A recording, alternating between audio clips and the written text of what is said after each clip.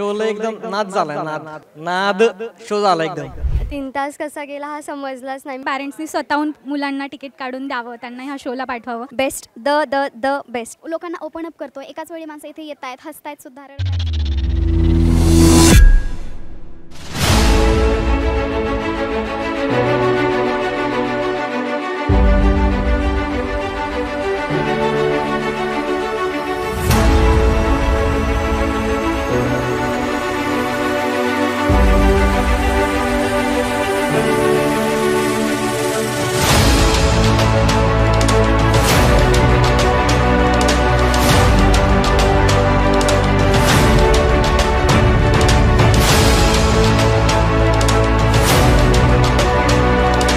आणि शो बद्दल की नेहमी आता जे समाजामध्ये चालू आहे किंवा जे स्टँडअप कॉमेडियन्स येत आहेत एवढे की अश्लील बोलणं किंवा मग वाईट नॉनव्हेज जोक्स वगैरे, बट इथे एक प्युरिटी आहे, एक मनाला लागून जातं.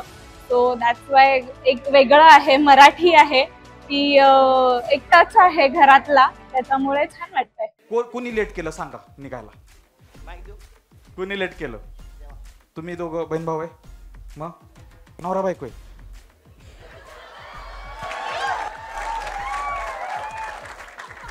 असू दे, होतं लेट कधी कधी.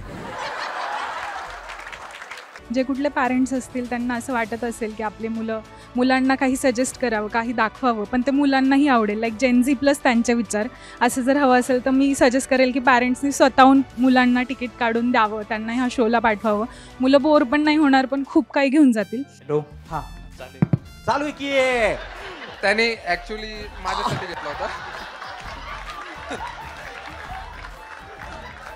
ऍक्च्युली त्याने माझ्यासाठी हात केला होता. दोघांनी हात वर केला, मला वाटलं दोघांना बोलायचे. आला, चालू आहे, बोल.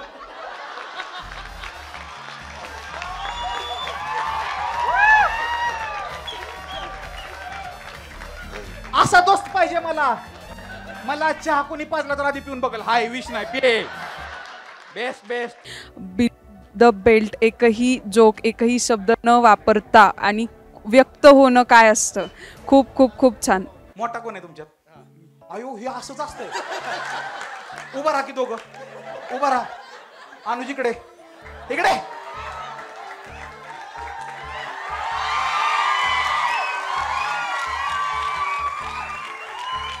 मी मोठा आहे, हा लहान आहे. हा मोठा आहे, हा लहान आहे. देवा एवढा अन्याय का? आपल्या महाराष्ट्रातला एक माणूस एवढे मोठे शोज घेतोय आणि मराठी लोकांचं जी मराठी भाषा आहे ती पुढे आणण्याचं काम करतोय. लोकांना ओपन अप करतोय. एकाच वेळी माणसं इथे येत आहेत, हसतायत सुद्धा, रडतायत सुद्धा, मेमरीज कलेक्ट करतायत. कुठल्याही स्त्रीला आपल्या घरामध्ये आपण आई असो, ताई असो, ती आपली व्यक्ती आहे म्हणून आपण एका वेळी असं होतं की लिमिटच्या बाहेर बोलून जातो. ही गोष्ट महत्त्वाची आहे. आणि अगदी निखळ मनोरंजन, निखळ भावना व्यक्त करण्याचा हा शो आहे, जिथे तुम्ही आपल्या भावना व्यक्त करून इंटरॅक्शन सुद्धा करू शकता. असा फारच कमी स्टँडअप कॉमेडियन शो आहेत की ज्यामध्ये तुम्ही तुमच्या भावना व्यक्त करू शकता आणि जो कोणी आहे त्याच्यासोबत, म्हणजे सौरभ सरांसोबत वगैरे. आणि फार सुंदर 2.5-3 तास आम्हाला आमच्या भावना व्यक्त करता आल्या, हसता आलं, बऱ्याच गोष्टी आठवणींना उजाळा देता आला.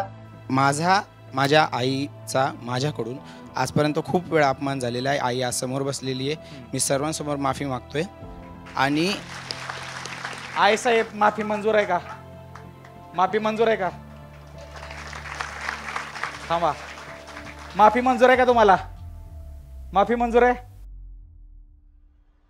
हा एक पूर्ण कौटुंबिक कार्यक्रम असल्यामुळे तुम्ही तुमच्या सर्व कुटुंबासोबत उपस्थित राहून एन्जॉय करू शकता. आता माफी मागितलेली एकानं, तुम्हाला काय म्हणायचं त्याला? नाही, काही नाही, मला काही नाही म्हणायचं. त्याने माफ केलं हे, म्हणजे माफी मागितली हे खूप त्याचं प्रेम आहे तुमच्यावर माझ्यासाठी. हो, फक्त बोलून दाखवत नाही. हा, अभिमान आहे तुम्हाला त्याचा? अभिमान आहे. वा, मस्त. दोघांसाठी जोरदार टाळ्या.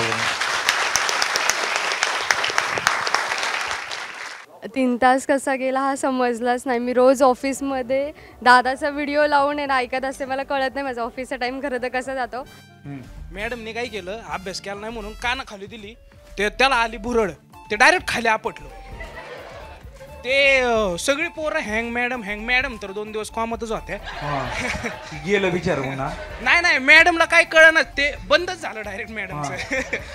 मी पहिल्यांदा अटेंड केला, मला माझ्या मित्राने फोर्स केला. माझ्या मित्र डायरेक्ट फोन केला, भाई असा शो आहे चल ये. आलो, खूप छान वाटलं, बरं वाटलं, हसलो लोकांच्या. आता मी 22 माझ्या इंजिनिअरिंग चालू आहे, मी छोट्याच्या वयाने एवढा अनुभव नाही. लोकांचा अनुभव ऐकून की बाबा मी कुठे अजून ब्रो, मी अजून लय खाल्ली आहे. डिप्रेशन लय आमचं माझ्यासाठी लय म्हणजे खूप जास्त. मी एवढ्या वेळात मी खूप जणांचे अनुभव ऐकले, छान वाटलं, खूप भारी वाटलं. ट्विस्ट असा आहे की स्त्रियांनी पुरुषांच्या बाजूने बोलायचंय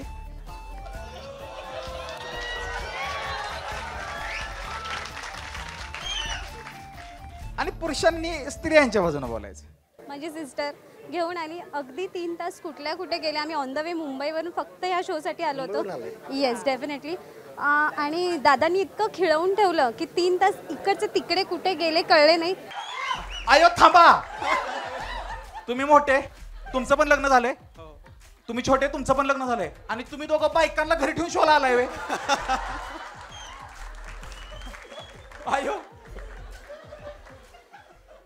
लाईव्ह त्यांना ऐकण्यात, पाहण्यात, अनुभवण्यात जी मजा आहे ती सगळ्यात भारी, बेस्ट, द बेस्ट. त्यानंतरची गोष्ट जर म्हणायला गेलं तर महिलांना समोरच्या व्यक्तींना असं वाटतं की त्यांनी समजून घेतलं पाहिजे. ते समजून घेत नाहीत. बरेचसे पुरुष महिलांना समजून घेत नाहीत, ते त्यांचं मत त्यांच्यावरती लादायला बघतात. जर समजा त्यांनी ते 2 मिनिटं 3 पॉइंट थतकी आहे अजून आहे, आत्म पुरुषच आहेस.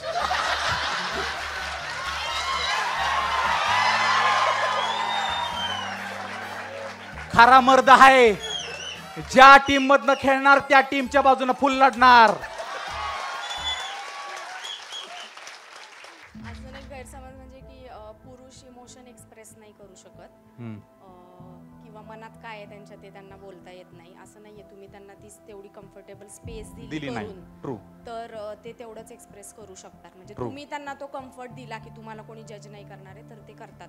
वा 100%. स्त्रियांना किती फायनान्शियली डिपेंडंट व्हायचं असलं तरी फायनान्शियल गोष्टी ह्या मुलांकडूनच एक्सपेक्ट केल्या जातात. आणि